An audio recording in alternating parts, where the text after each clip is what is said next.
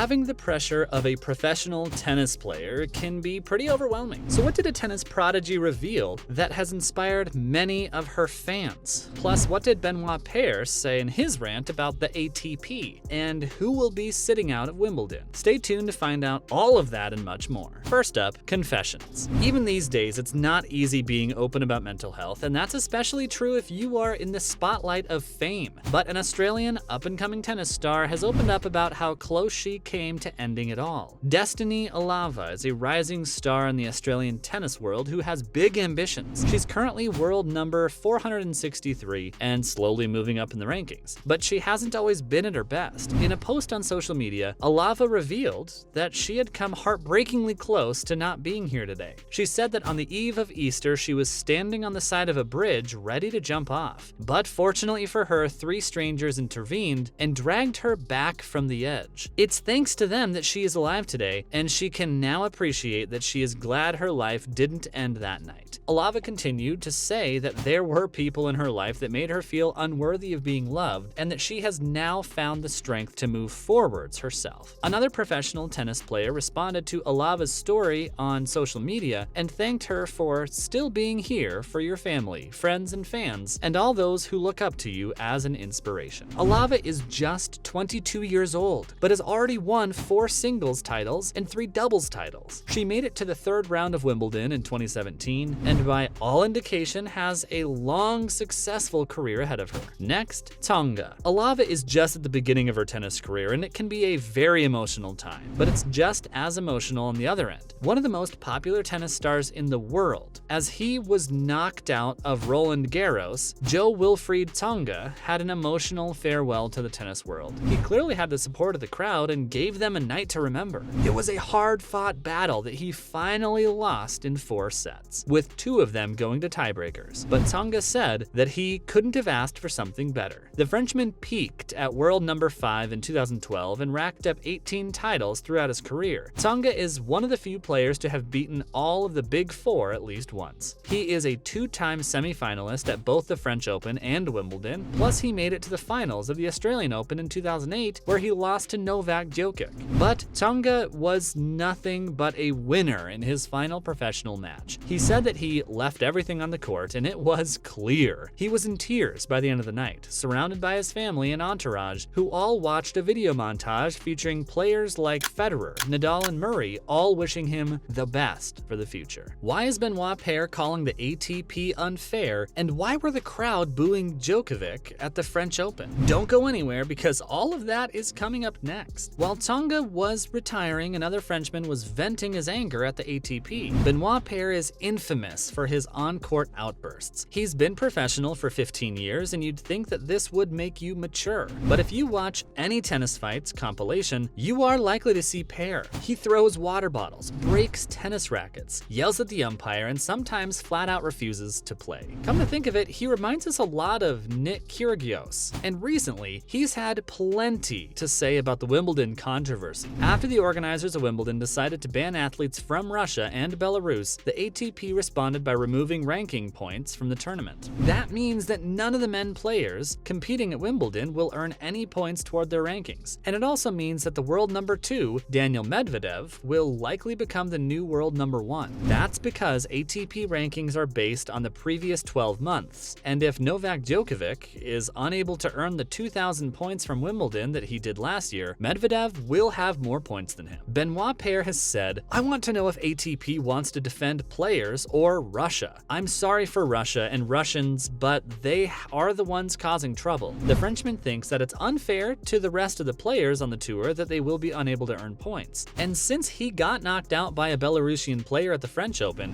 we can see why he might be happy with Wimbledon's decision. So what's the point? With no points on the line at Wimbledon, many are asking whether it's going to feel more like an exhibition event. But in the eyes of 2-time champion Andy Murray, the competition is much more than an opportunity to boost rankings. He said on Twitter that even though he doesn't know how many ranking points are at stake in golf at the Masters, he still enjoys watching it, and he said that most people watching Wimbledon wouldn't know about many points were on the line either, but they would still be excited about the competition. But while Andy might not see the difference, some of the other players do. World number 38 Naomi Osaka still hasn't made up her mind on on whether she will be competing at Wimbledon. She said that it was affecting her mentality and that she hadn't committed yet because of the absence of points. She said, "I'm the type of player that gets motivated by seeing my ranking go up." Some commentators in the media were not so sympathetic to Osaka's position. British pundit Piers Morgan said that the news was great because Wimbledon didn't want this sulky brat anyway. There might not be points on the line, but there is still a whole lot of money up for grabs. The winner receives a handsome £1.7 million,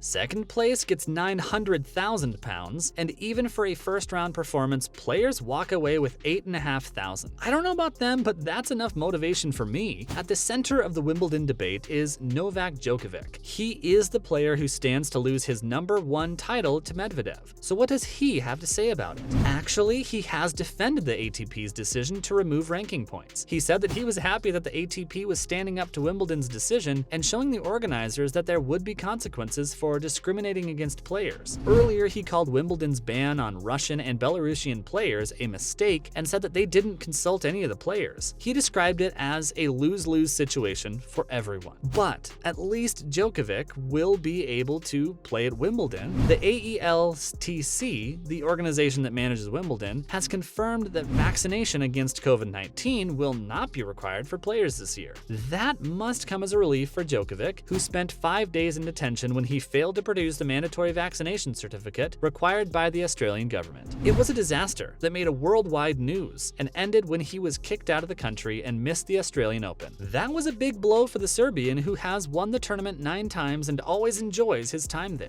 Djokovic has been in hot water about his controversial views on vaccines. He revealed earlier this year that he is not vaccinated and is prepared to miss Grand Slams to avoid getting the jab. Luckily for him, both the French Open and Wimbledon have removed any requirements for vaccination, but once the tour comes around to Australia next year, Djokovic could be faced with a tough choice again. And whether it's his plant-based diet, his meditation, or just his strong attitude, he's been in top form recently. In the French Open, he breezed past Yoshihito Nishioka and Alex Melcon to the 3rd round. But the crowd at the Roland Garros were definitely not on his side. In his match against Nishioka, they booed him through the match to try and put him off. Veteran commentator and former player John McEnroe wasn't impressed at all. He questioned why the crowd had so much animosity and said that he had no idea what they were thinking. It makes no sense. Whatever the crowd was trying to do, it didn't work. Djokovic ripped through Nishioka in straight sets and looks to be one of the favorites to win the tournament again. He has won it twice before, in 2016 and 2021. Winning it this year would be a perfect way to bounce back. It's his first Grand Slam since he was kicked out of Australia and missed the Australian Open. And there's nothing sweeter than revenge. Do you think Djokovic will be winning another Grand Slam this year? And is it fair that Medvedev will become #1 by default? Let us know in the comments below. Thanks for watching, and we'll see you next time.